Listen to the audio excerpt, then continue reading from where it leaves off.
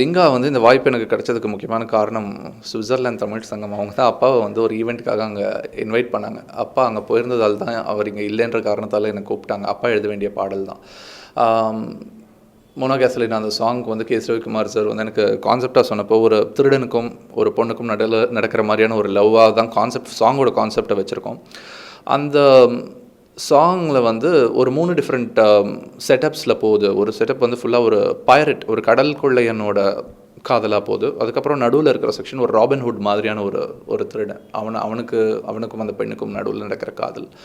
3வது வந்து ஒரு மிஷன் இம்பாசிபிளில் டாம் க்ரூஸ் மாதிரி ஒரு ஹேக்கர், ஒரு டேட்டா திருடுறதுக்காக வர ஒருத்தன். ஸோ அவனுக்கும் அங்கே இருக்கிற ஒரு பெண்ணுக்குமா. ஸோ இது மாதிரி ஒரு 3 டிஃப்ரெண்ட் செக்ஷன்ஸாக இந்த சாங் ட்ராவல் ஆகுது அப்படின்னாரு. எனக்கு செம்ம இன்ட்ரெஸ்டிங்காக இருந்துச்சு இந்த கான்செப்ட்.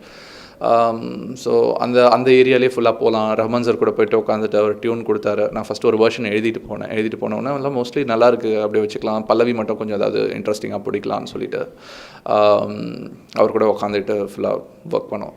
ஸோ இன்ட்ரெஸ்டிங்காக இருந்துச்சு அந்த சாங் வந்ததே ஃபுல்லாக. மோனா மைடியா கேசலினா நெஞ்சு தானா துடிக்குது ட்ராம்பலினா, உன் கண்ணு என் காம்பஸா நான் உன் கொலம்பஸா, நங்கூரம் நான் போட நீ ஆட கடல் வெடிக்குது பட்டாசான்ட்டு ஓப்பனிங்.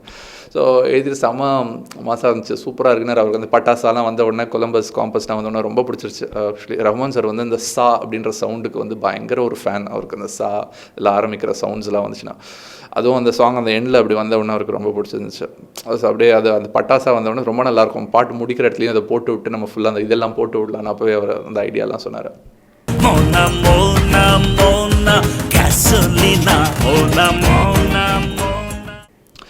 அப்புறம் அந்த செக்ஷன் அப்படியே ஒவ்வொரு செக்ஷன், அப்புறம் இந்த ராபின்ஹுட் செக்ஷன் வரும்போது அங்கே அதுக்கேற்ற மாதிரி லிரிக்ஸ் வந்து ஒரு ஃபோக் ஸ்டைலில் சேஞ்ச் பண்ணலான்னு சொல்லிட்டு அங்கே சேஞ்ச் பண்ணியிருப்போம்.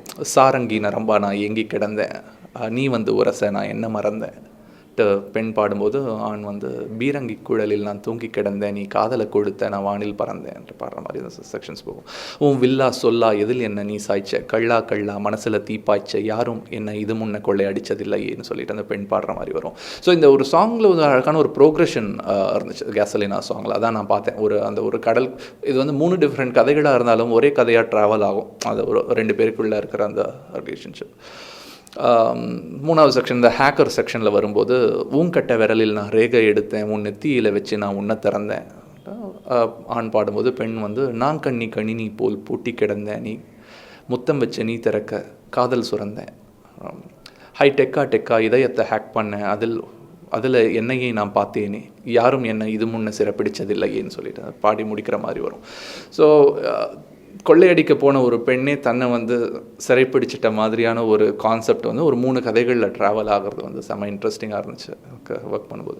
இந்த சாங் எல்லாம் எழுதி முடிச்சுட்டு மனோ சார் வந்து பாடினோடனே கலக்கிடுச்சு ஸ்டூடியோ ஃபுல்லாக. அவர் வந்து அங்கே வந்து அந்த ஸ்க்ரீம் பண்ண ஆரம்பித்தோடனே, அவரோட அங்கே சதை போட ஆரம்பித்தோடனே ஸ்டூடியோ ஃபுல்லாக சிரிச்சுக்கிட்டு எல்லாருக்கும் அப்படி செம்ம ஒரு கூஸ்பம் மோமெண்ட். ஒவ்வொரு லைனும் அவர் பாடி முடித்தோடனையும் அவர் வந்து ஒரு ஃப்ளைட்டுக்கு அவசரமாக கிளம்பணும், ஒரு 2 ஹவர்ஸில் நான் கிளம்பணும் அப்படின்னு சொல்லிட்டு செம்ம ஃபாஸ்ட்டில் பாடி கொடுத்துட்டு போனார் அந்த சாங். அவர் ஏதோ ஒரு இதுக்கு போகணுன்ட்டு சூப்பராக இருந்துச்சு. அவர் பாடி முடித்த உடனே அவர் கிளம்பி போனோடனே அப்படியே அமைதியாகிடுச்சு அந்த இடம். இதுக்கு ஒரு ஃபீமேல் வாய்ஸ் வேறு இப்போ யாரோ வராங்கன்னு சொன்னாங்க. இது யார் ரீப்ளேஸ் இதுக்கு இந்த எனர்ஜிக்கு யார் மேட்ச் பண்ண முடியும், யாராலையும் மேட்ச் பண்ண முடியாதுன்னு நாங்கள் நினச்சிட்டு இருந்தோம். நீதி மோகன் வந்தாங்க. அவங்க வந்துட்டு அவங்க வந்த பேர் நான் ரொம்ப பாவமாக பார்த்தேன். ஐயோ சரி, இன்னும் பாட்டு கேட்கல, அவங்க போய் கேட்டு என்ன பாட போகிறாங்கன்ட்டு. ஆனால் பாட்டை கேட்டு அவங்க பாடின எனர்ஜி பார்த்தா சான்ஸே இல்லை. அவங்க அடுத்த லெவலுக்கு கொண்டு போயிட்டாங்க சாங். ஸோ தன்விஷா அந்த சாங்கோட ஸ்டார்டிங்கில் வர ஸ்பானிஷ் வேர்சஸ்னால் வந்து தன்விஷா பண்ணியிருந்தாங்க. கேசலினா என்னென்ன நிறைய பேர் கேட்டிருக்காங்க. கேசலினானா வந்து கேசலன் மாதிரியான வந்து ஒரு பெண், ஒரு பெட்ரோல் மாதிரி அவ்வளோ ஹாட்டான ஒரு பெண் அப்படின்ட்டு அர்த்தம். அது ஒரு ஸ்பானிஷ் சாங்கில் யூஸ் பண்ண ஒரு வேர்டு. ரஹ்மான் சார் இந்த வேர்டை யூஸ் பண்ணலாமான்னு சொல்லிட்டு கேட்டார். அதை வச்சு தான் அந்த சாங் ஸ்டார்ட்டே ஆச்சு ஆக்சுவலி. ட்ராம்பலின் அதுவும் கேட்டாங்க நிறைய பேர். ட்ராம்பலின்றது வந்து தானாக குதிக்குது ட்ராம்பலின் வந்து இந்த குழந்தைகள் இல்லைனா வந்து அந்த காலத்தில் வந்து நிறைய திருடர்கள் கூட பயன்படுத்துகிற ஒரு விஷயம் தான். அந்த ட்ராம்பலின்றது ஒரு வட்டமாக துணியை வந்து கட்டிட்டு அதோட எலாஸ்டிசிட்டியை யூஸ் பண்ணி அதில் குதித்து ஒரு செவர் ஏறி குதிக்கிறதுக்காகன்னு சொல்லிட்டு பயன்படுத்துவாங்க. அதான் ட்ராம்பலின்றது. ஸோ அதையும் வந்து அந்த